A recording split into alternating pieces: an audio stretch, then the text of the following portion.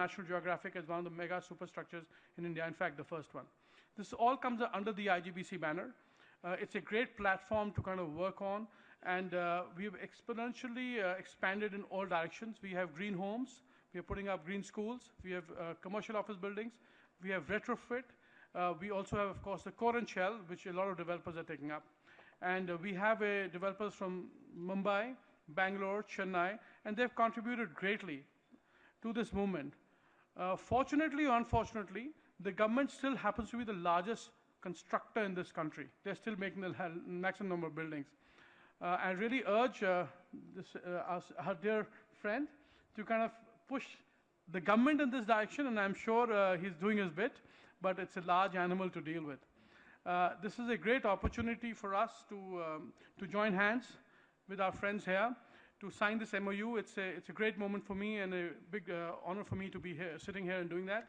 So I think, Pranav, we can really take it to the next level. Ladies and gentlemen, a round of applause for this important moment that we are going to witness.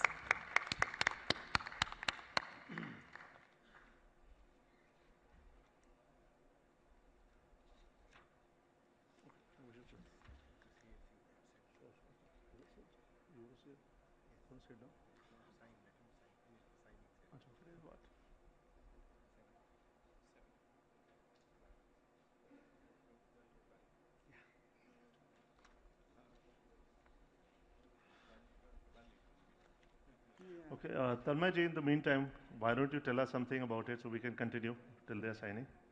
Absolutely. First of all, I really appreciate that Naredco's put this panel together and giving me an opportunity to be here.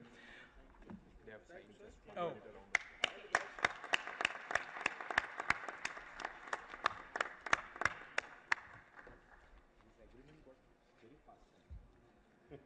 It was just one sign, hopefully leading to many more signs. Great. Tanmay? Yeah. So I'll just quickly summarize our experience in working in both policy and on many, many projects related to green buildings has some very interesting lessons. One is that absolutely agree with the sentiment that no new regulations are required, especially in the environment, till the current ones are evaluated and effectively implemented. We have seen many, many projects where the developer has been able to quickly show that they're meeting all the requirements and going beyond that, and at a very, very cost-effective way, not really increasing the cost. And over the last 5 or 6 years, this has set an expectation that consumers know that this is a part of their building. So they know that there is a requirement for certain amenities, certain environmental features, and the market does regulate that. So, but I'll quote 3 specific things in which we can actually take this to the next step. We did a study 2 years ago for Bureau of Energy Efficiency and Climate Works Foundation, looking at what policy measures in the built environment, in the building sector they can do to increase the energy efficiency. And we looked at everything from stringent regulations, codes, incentives, CDM, carbon credits. But the top 2 things that in fact had the biggest impact over the next 20 years were related to the growth pattern of the cities and the land use. It doesn't matter if I make the world's most efficient platinum rated building, if it is 60 kilometers away from where people live, where I have to drive every day to get there. It has, as a country, a net negative impact. So in fact, the pattern of urbanization and smart growth, where the cities are designed so that people live, work, and reduce the issue that came up again on the transportation, has the biggest policy impact on energy use and environmental degradation. So currently, land use and urban development patterns, when these things are decided, the environmental concerns are not there at all. The basis of whether Gurgaon should develop further or should we have more growth within the city before we go there is environment is not the factor when you looked at. And the second one was to look at, this is a study done for World Bank and IFC. They were looking at the future of this mass housing. And again, we found that the biggest environmental impact, if you forget the urban growth pattern, all this thing, in the residential sector is from the building materials.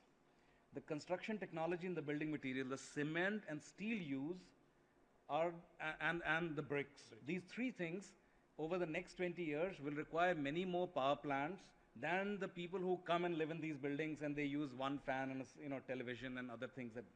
So unless there is, and all the people who have tried to do green buildings have seen that their biggest barrier is not the will, it's the supply chain of these things. If you find the right material, I know many developers who want to do aerocon blocks can't find them, who want to do insulation can't find the right applicator. So unless there is a supply chain of products that are environment friendly, we can't really talk about final products that become environment friendly. And that supply chain has to develop, because the scale of economics will never be in our direction if we don't do that. So this is more of a market barrier that we need to address.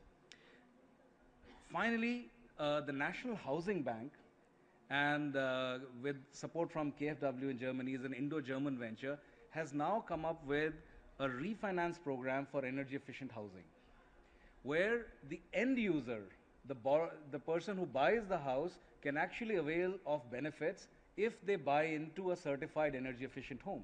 Now this again is a voluntary initiative, and I think the buyer today at any economic level has enough awareness that if an apartment comes with a labeling saying that this is efficient and this is inefficient, like the B 5-star rated or 3-star rated, they would be able to differentiate, and automatically you will see a transition in the market. So National Housing Bank has actually initiated this pilot. Vidur's project is in fact one of the first few that has gone through this, where many of the people who have bought these apartments who are certified to be energy efficient are getting refinance benefits. So I think if we look at the combination of these policy at a macro level first, market driven, and more of the information and empowerment will do more for environment than just pushing legislation the hard way. Thank you. Rajesh? We have heard both from the government point of view as well as from the developer's point of view. And Dr. Sudhir has expressed his views, and still, he would need few more minutes to express more of his views, which we'll, definitely we'll have the privilege of hearing him out again. But, I'll just sum up in about 3 to 4 minutes that the urban growth would threaten environment, but the urban growth is inevitable. I'll just like to bring few facts to you. That the city occupies about 2% of the earth land, yet account for 60 to 80% of the energy consumption and 75% of the carbon emissions. Of the 25 fastest growing major cities, 7 are in China, 6 are in India, and none in the developed world. So urbanization has also taken in developed world. So efforts should be made to balance out the environment with urban